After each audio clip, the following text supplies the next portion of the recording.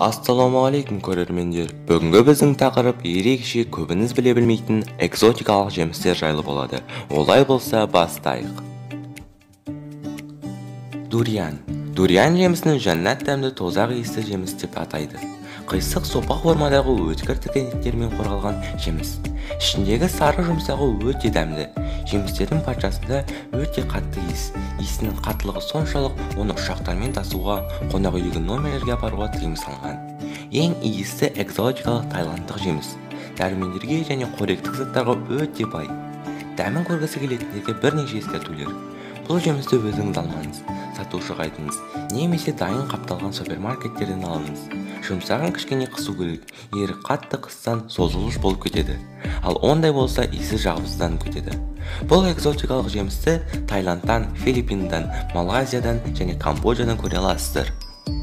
Мангустин, басқаша мангустан. Бұл жұмсақ жеміс қалың күлгін қабығымен және дөңгелек жапырақтарымен ерекше. Ақ жұмсағы ашылған апельсинді еске түсіреді және қышқыл тәтті дәмін суреттеу қиын. Мангустин ішінде 5-7 бөлікке бөлінеді және қаншалықты көп бөлікке бөлінсе, соншалықты дәмдері де аз болады.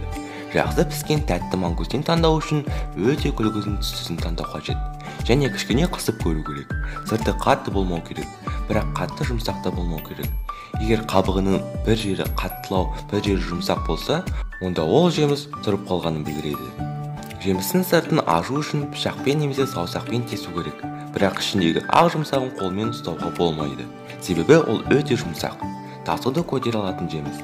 Мьянма, Малайзия, Индия, Коста-Рика, Шри-Ланка қалаларына барып дәмін көре аласыздар.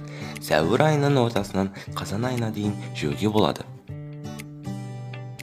Джекфрут, басқа атауы канун. Бұл үлкен тікенекті сарғылт жасыл түсті жеміс. Жұмсағы сары өте тәтті. Ерекше иісті алмұрттың дюшес сұрпының дәміне ұқсас.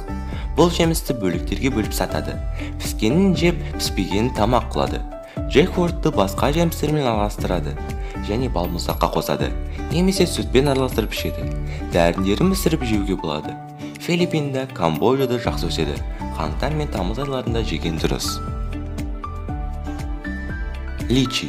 Басқаша атаулары личи, Қытай қараөрігі. Жүрек тәрізді немесе дөңгелек жеміс, жүзім сияқты өседі. Сырты ашық қызыл түсті, ал жұмсағы ақ тұнық, яғни прозрачный. Дәмі тәтті және шырынды жеміс. Піскен уақытында бұл тропикалық жемісті Азия елдерінде консервіленген банкіде сатады. Таиланд, Австралия, Индонезия елдерінде өседі, тек мамыр-маусым айларында ғана. Папайя. Үлкен сарғылт жасыл қабықты жеміс. 20 см үлкендікке дейін өседі. Дәмі асқабақ пен әңгелектің қосылысының дәміне ұқсайды. Піскен папаяның жұмсағы ашық қызыл сары түсті болады және оны жеу жағымды және ас қорыту мүшелеріне жақсы көмектеседі. Піспеген папаяны салаттарға қосады немесе қақтайды. Индияда, Балида, Мексикада, Бразилияда жақсы өседі. Лонган. Басқаша атаулары ламьяй немесе айдаһар көзі. Бұл қоңыр дөңгелек жеміс, кішкентай картопқа ұқсайды. Өте тәтті және шырынды, калориясы көп жеміс. Сырты жеңіл ашылады. Желе секілді ақ жұмсағы бар. Ортасында үлкен қоңыр тасы бар. Лонган өте пайдалы жеміс, бірақ көп жеуге болмайды. Адамның қызуы көтеріледі. Вьетнам мен Камбоджада өседі. Маусымның ортасынан қыркүйек айының ортасына дейін. Рамбутан. Тропикалық жемістердің ішінен танымалдардың бірі. Ол өзінің талшықтарымен ерекшеленеді. Қызыл талшықты қабығының ішінде ақ прозрачный тәтті жұмсағы бар. Сыртын ашу үшін екі жаққа қарай бұрау керек. Бұл жемісті қантпен бірге араластырып жеуге болады. Шикі дәндері улы, ал қуырылғандары қауіпсіз. Таңдағанда түсіне қарау керек. Қаншалықты қызыл болса, соншалықты тәтті. Малайзия, Индия, Колумбияда өседі. Сәуірдің ортасынан қазанның ортасына дейін. Питая. Басқаша атаулары питахайя, лониан, айдаһар жемісі және драгонфрут.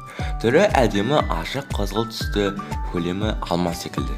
Сырты қабықшалармен қапталған, жиектері жасыл. Сыртын ашса ішінде ақ жұмсағы бар, бірақ майда тастары өте көп. Лайммен араластырып коктейль істеп ішкен өте дәмді. Шри-Ланка, Австралияда өседі. Карамбола. Басқаша атаулары тропикалық жұлдыз, старфурт немесе камрак.